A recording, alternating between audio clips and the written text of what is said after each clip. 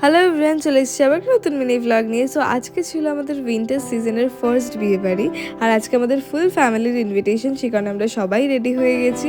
আর আজকে হচ্ছে আমাদের বিজনেস ফ্রেন্ড কাম রিলেটিভের বিয়ে, সেই কারণে আমরা সবাই মিলে এসেছি বিয়েতে। আর ভেন্যুটা এত সুন্দর ছিল, আর ভেতরের অ্যাম্বিয়েন্সটাও এত সুন্দর ছিল কি বলবো। আর এই ছিল ব্রাইড আর গ্রুম, দুজনকে দেখতেও অসাধারণ লাগছিল।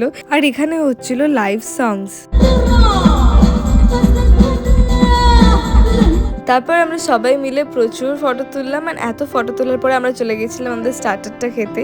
আর ওখানে মোর দ্যান 20 আইটেমস ছিল স্টার্টারে। সেই স্টার্টার খেতে খেতেই আমাদের এত পেট ভরে যায়, মেন কোর্সে যাওয়ারই আর মন করছিল না। ফার্স্টেই ছিল সুশি, আর আরও প্রচুর আইটেম ছিল। হাফ জিনিসের আমি নামও ভুলে গেছি, অ্যান্ড কী কী খেয়েছি সবটা তোলাও হয়নি, বাট প্রচুর কিছু ছিল স্টার্টারে।